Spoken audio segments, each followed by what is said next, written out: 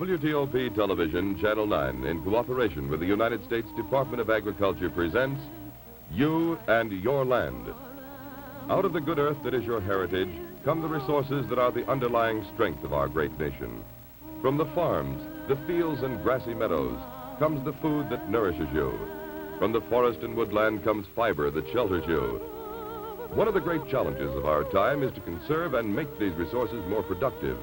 Helping to meet this challenge is your United States Department of Agriculture at work for you.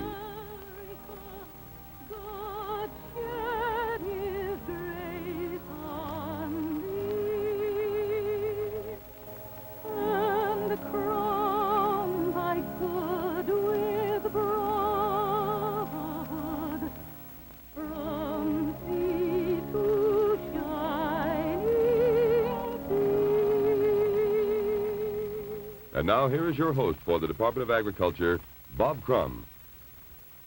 Do you have an electric razor in your household, or maybe one of your neighbors does have? Well, if that's the case, I'm sure that you're all too familiar with what effect it has on your television reception. Well, on this morning's program, we have a couple of experts on that very subject, just what we can do to eliminate that kind of interference on our television screens that comes from electric razors, food mixers, diathermy machines, and the like. These experts are from the Rural Electrification Administration of the U.S. Department of Agriculture, and they're going to tell us what we can do to eliminate some of that. Now, they're our guests on this, the 11th of a series of programs devoted to explaining how the U.S. Department of Agriculture works for you. And in addition to the story of wavy lines, dots, and dashes on your television screen, we'll also be getting the story of how REA power and rural telephone programs are helping you to bigger helpings of food and fiber. And here to set the stage for that story is former Secretary of Agriculture Claude R. Wickard, who now heads up the REA, the Rural Electrification Administration. Mr. Wickard, how about telling us just what these initials REA mean as we see them throughout the country on repair trucks and poles and so forth? Well, when you see those initials on trucks or poles or it may be out in rural territory, you know that those facilities belong to an REA borrower, an organization which has borrowed money from REA to erect and operate electric facilities to bring electric service to farm people and other rural people. Now, actually, these co-ops borrow the money from REA here in the Department of Agriculture. Yes, I want to emphasize that this is a lending program, that the federal government does not own any lines or any other electric facilities. The facilities are entirely owned by the people who borrow the money. Perhaps I might just tell you how the program operates. In the first place, a group of people get together who need electricity and want it very much, and they form a cooperative. The members of this cooperative set up an organization, and this organization borrows money from the federal government after having made an application to the federal government. If the application is in proper order, the federal government through REA makes a loan to this cooperative. The cooperative uses the money to erect the lines and the other facilities. The people who are the members of the cooperative elect a board of directors, and the board of directors hire a manager and other people to do the construction and the operation of this system. The members, you see, are always the people who are in charge of the entire operation through their directors, and the members have to foot the bill, too. By paying for their electricity, you mean? By paying for their electricity, and also paying enough, in addition to the operating expenses, to pay off the government loan, which is made to them at 2%. They pay the interest then in addition to the loan. That's right, and the principal of the loan, too. Well, it seemed to me that you'd have a tremendous investment then in all these millions of rural lines that we see running to farms. Yes, it is a large investment, but of course it's been a very large operation. Now, REA can't take the credit for all of the great progress that's been made, but I think take credit for most of it, especially out in the rural territory. You see, when we started about 17 years ago, only 1 out of every 10 farms had electricity. Today, 9 out of every 10 farms have electricity. Tremendous progress there in yes, electrification. and a tremendous amount of investment. We've loaned about $2.5 billion to erect over 1 million miles of line to serve rural people. There are about 3.5 million rural families and other rural institutions like churches and schools on these lines.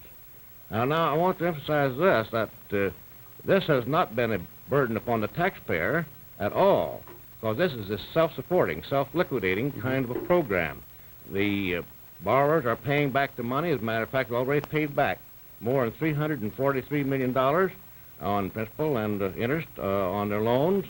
$44 million of that has been paid back ahead of time, ahead of schedule. Well, a repayment schedule like that certainly would indicate that they felt the need for this rural power. Yes, they do. Farm people particularly do need rural electric power. You see, a farm is a little more than just a home. It's a factory where food is produced and processed and preserved. And I'm sure you wouldn't think of starting a factory, no one would, if you didn't have electricity and if you didn't have a telephone service, too, modern type of telephone service. And incidentally, that is another program, a very major program in your operation. That is a major program, one that's just getting started. You see, the farm people have had very poor service. They've had to use old telephones, something like this one we have right here, the old coffee grinder, one you crank yourself. Now, you don't have to go to the Smithsonian just to see one of those. You can go out in rural territories, and practically every farm home that has telephone service at all has something like this. You know, the fact of the matter is that very few farmers have telephone service of any kind. The 1950 census shows that only 4 out of 10 farms had telephone service. Fewer than in 1920, I believe. Yes, that's the remarkable part. Even fewer than 1920. And as I said, the service is very poor, not only because of these antiquated old telephone sets, but because the lines have fallen down, and the service is so poor that people can hardly hear at all.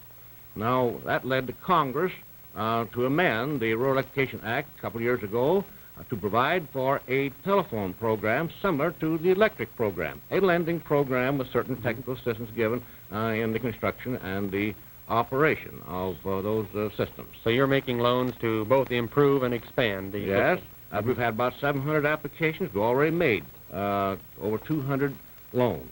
Fine. Well, thanks a lot, Mr. Wickard. I'm sure that gives us a brief overall picture of what REA is doing to expand the power facilities and the communication system for farmers. Now, we don't want you to get the idea that that's all they do. They're working in other forms of communication, too. For instance, the one we're using right now, television. And that's where these two experts come in that we mentioned a minute ago. They're Frank Atkinson and Jim McCutcheon. And I think I'll turn it over to them to let you see for yourselves how what they are doing can be of benefit to you and your television set. How about that, Frank? Today, 18 million television sets are in use throughout the United States. Television interference, naturally, is becoming quite a problem, especially in rural areas and in TV fringe areas, where signals from distant TV stations are quite weak. Jim McCutcheon here has done considerable work in devising means for recognizing, locating, and eliminating TV interference. Recognizing TV interference is, of course, the first and most important step in locating and eliminating it. Jim has assembled some equipment here today to demonstrate various types of TV interference, just as it will appear on your own TV screen. Jim, are you ready to proceed? Yes. Thanks, Frank. We have some equipment up here to show the effects of different types of noise on the TV screen. We'll cover two types, generally, of television interference. One that's caused by other services using radio, and the other type caused by the common, ordinary electric appliances around the home. We have, first of all, the type of interference which is coming from industrial machinery, like, for example, a diathermy machine or some type of radio heating equipment around in the neighborhood. This type of interference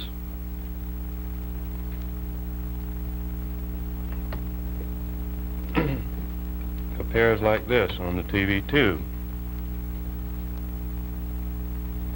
You will notice a broad horizontal band across the tube with a herringbone type weave effect in it. That is typical of the diathermy equipment and any other type of radio heating equipment.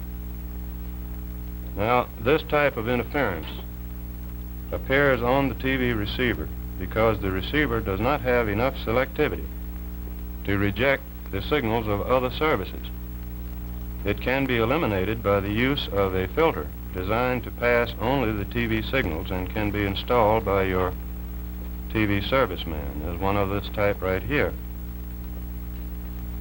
Another type of pattern which is rather common around the Washington area is that of other radio services, which appears this way on the TV receiver. Now, those signals may be coming from broadcast transmitters. They also, on channel 9, may be coming from a nearby television receiver which is tuned to channel 4. In the case of the broadcast service, the filter, of course, is the answer. In the case of the interfering receiver, the best solution is physical separation of their antennas or physical separation of the two receivers, in case indoor antennas are used. Now, this pattern will drift, as this one does, back and forth if it is another television receiver. If it is a broadcast service, the pattern will not drift so much because it will be crystal controlled. One other method or means whereby you can tell whether it is a receiver or a transmitter is by virtue of the fact that if the transmitter is carrying a voice signal or music, the pattern will shift back and forth with that music in this manner. Now, as you notice, as I talk into the microphone, the pattern wiggles back and forth very slightly. The amount of wobbling and also the voice bars across the picture are indicative of another transmitter service carrying a voice signal. In the case of the interfering transmitter, the best solution is the separation, or rather the filtering of the signal by this type of filter. It is known as a high-pass filter, or a wave trap, a device similar to this, rather simple. Here is another wave trap, or a very simple device. One other type of transmitter, of course, is the code transmitter. Frank, will you key it a little bit? You'll notice the signal breaking in and out of the picture as the transmitter, or this signal generator, for example, is keyed. There again, the solution is the use of proper filters installed by the serviceman in the proper manner. Now, those are just a few of the type of interfering signal which is common around the Washington area. Part of it is deficiencies in the set. Most of it is deficiencies within the set and can be corrected at the set. Now, one other type of interference that we'll cover, possibly with the exception of the housework, is that coming from appliances within the home. Now, appliances will interfere with TV receivers if they are not properly filtered, or if the television antenna or lead-in line is too close to the house wiring. They have a very definite characteristic pattern on them and show up on the TV screen as random ignition streaks appearing generally in two groups. Now, we have here a small electric grinder which is not filtered. It has a brush type motor in it, and the sparking at the brushes creates this type of pattern. Now, this is not concentrated in two streaks or bands because the brushes do not make contact at a regular rate. A device, well, a similar device is an electric drill.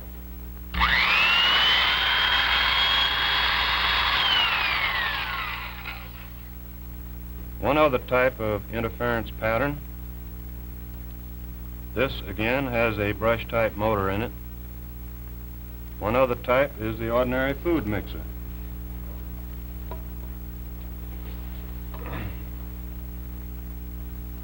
Used around the home.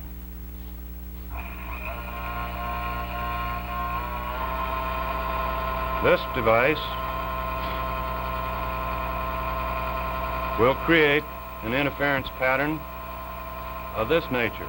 You will notice that the pattern tends to concentrate in one streak and consists of the same type of ignition pulses which appears ordinarily from the same type of thing as automobile spark plugs, which are random effects across the tube.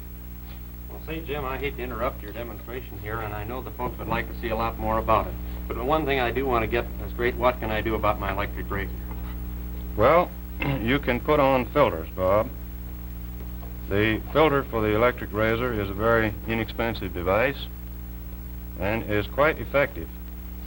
The next best solution, lacking that, is to, of course, move the antenna away from the noise source. I see. So that you get more signal and less noise. Fine. Well, I'll go home and try that. And now, I think that we'll switch back to Mr. Wickard by... Mr. Wickard, is this a good representative example of what your electrical engineers do in REA? Yes, that's a very good example, and Mr. McCutcheon, Mr. Atkinson here are good examples of the kind of electrical engineers we have. You know, Mr. McCutcheon received a meritorious award for his work on this interference problem, and I believe he developed an interference detector. We're trying to help rural people and other people, too, get better service, a more reliable service, more economical service, and less hazardous service, safer service. That makes me think, you know, right here is something that I expect you've seen in homes here in Washington and all over the country for that matter. We call this an octopus. We call it an octopus because it's supposed to cover all the needs of a modern home for electric service. You see, most homes are just wired to take care of the lighting problem. So our viewers can see it's a pretty good, bulky little object. And that is something you have to go out in farm territory to find. As I said, you can find it in most every urban or suburban territory. And that results in overloading the circuit. Yeah, overloading the circuit, and that's hazardous. There's a real danger involved there of fire and of circuits heating. But you know, Walt Disney got out a film which can tell this story much better than I, and I think we should see it. Fine. I think our viewers will enjoy it. For example, take the circuits. You know what circuits are, of course. I think I do. Aren't they the wires inside the wall? That's it. They are the hidden roads over which the electricity travels to get to its work. Electricity is measured in watts, and a household appliance circuit will be designed to carry about 2,300 watts. This refrigerator uses 300 watts. Now suppose we plug in an iron, 1,000 watts. Added to those used by the refrigerator, it makes 1,300 watts traveling our circuit. Now the electric coffee maker, 600, brings our load up to 1,900 watts. And a radio for entertainment while we work brings another 50 watts along the circuit road, making a total of 1,950. So far, so good. But if we add a toaster to this load, we'll get into trouble. You wouldn't think a little toaster would make any difference. No, it adds 1,150 watts. Let's look inside that wall. You see, everything is going along fine, with only 1,950 watts plugged into the circuit. The refrigerator, the iron, the coffee maker, and the radio. But if we plug in that extra 1,150 watts, just see what happens when it hits and overloads the circuit.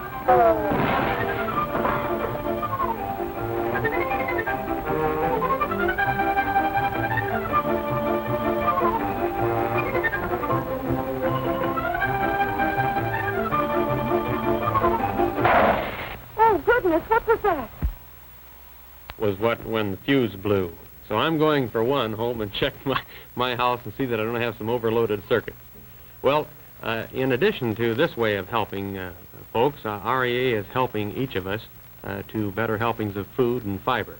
And Mr. Wickard, how about telling us just why you're doing that, or just how you're doing that in REA? Well, of course, the farmers of today are being asked to produce more and more food and fiber, and they're also being required to produce better products in face of some very serious handicaps, like the shortage of labor. So REA has instituted and sponsored what we call electric farming program. And I'm glad that we have Rig Shepard, Assistant Administrator of REA, here to tell us about that electric farming program. Fine, Riggs, let's have that story. Today, Bob, the needs for food and fiber are greater than they have been in recent years. Our military establishment, our allies, our friends abroad who need to be helped until they can get on a self-sustaining basis, all require help at this critical period. Before, we have always had a lot of raw land that we could put into production as it was needed. But today, the percentage of that land available is very small. And in the face of that, we find that the population of this country is increasing greatly. In fact, our increasing rate now is about 2.5 million a year. About 7,000 new individuals who come into this world every day. And we got to provide for that population with a smaller workforce, as Mr. Wickard has pointed out. That's true. Our population trend is upward, but our farm labor force is downward. But we do have some helps for the American farmer. We have electricity, which helps in giving heat, electronics, light, and power. And those four things also spell out the word H-E-L-P, a great help to the American farmer. And now we have a few illustrations of some of the productive uses of power that are being today brought more and more on the American farm. Perhaps we might look at a few of those illustrations, which will give you an idea of the more than 400 farmstead uses of electric power. Well, those examples of, for instance, feed grinders and water pumps and things like that. Yes, the feed grinder, which enables us to both grind and mix the feed at the same time, is a great help for the American farmer who is badly pressed for farm labor. I know that the grinders and the mixers, you properly understand, are not used everywhere on American farms today. And then the water pump, another very efficient use of electricity on the farm, supplies the farmstead with water where and when it is needed. The milking machine, an electric milker which is used extensively in the dairying part of the country, helps greatly to get the farm labor supply helps out, and also to assure that there is a sanitary supply of grade A milk for America. This illustration here of a milker in action will give you an idea of that. A water drinking cup making water available for the cow at all times aids in milk production.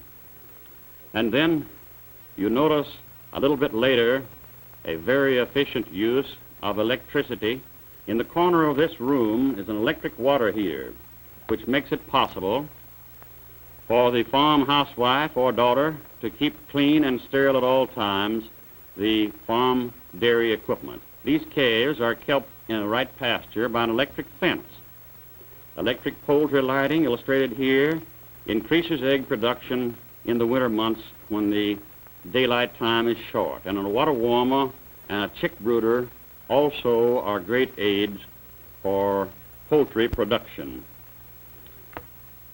These chickens are drinking from an automatic fountain which provides them with water to proper temperature at all times. If you've ever hoisted hay into a barn on a pitchfork on a hot summer day, you can properly appreciate this one-man operated electric hay hoist. You notice that the hay is moved efficiently up to the level of the barn door and then automatically goes in on a track where it is dumped. Today, with mechanized farming in America, an electric shop which makes repairs possible during the harvest and planting season when breakdowns are very costly and cause perhaps the loss of valuable time that may mean the difference between a successful operation and a failure. This shop is an absolute necessity. This is an electric hacksaw which not only performs the sawing operation on steel, but once the steel is cut, cuts itself off automatically. We have grinders, drill presses, and other types of equipment available for any shop. A portable motor is one of the handiest electrical tools for a shop or any other place on the farm. It can be used in multiple locations to do a very efficient job for the farmer who can't afford to have stationary equipment at every location. In this instance, it's being used to operate an air compressor and pump up a tractor tire. If you've ever pumped one of these big tires by hand, you know how much help that can really be. Well, these are all good examples of how electricity is helping on the farm, but they're just very few of the many, aren't they? That's true. These are just a few of the 400 uses of farmstead electric power.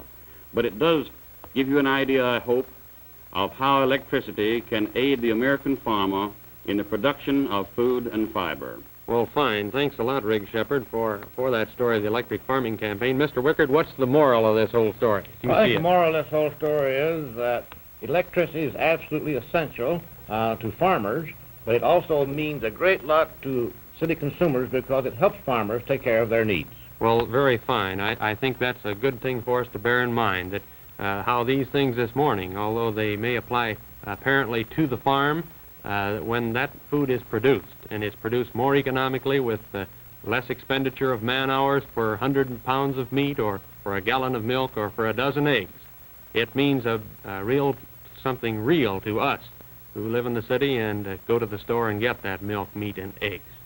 Well, thanks very much for bringing us this story, Mr. Shepherd and Mr. Wickard. We thank the two engineers for helping improve our television reception, and we'll be looking forward next week to visiting with the Farm Credit Administration, and they'll be telling us how the farmers' cooperatives all over the nation are having a very real effect on each of us through the clothes we wear, the food we eat, and many other ways that we probably too seldom realize. So until then, this is Bob Crum of the U.S. Department of Agriculture wishing you and yours a pleasant weekend.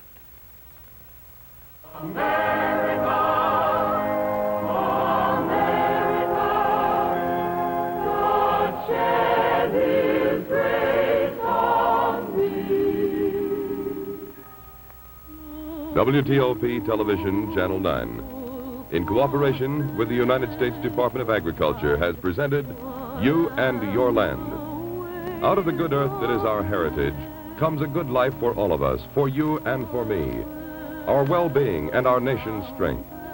You have a stake in this land of ours. We all share the benefits of the resources and the strength. Through our government, we are all working together to keep this land fertile and productive. Portions of today's program are on film. You and Your Land is directed by Bob Jones.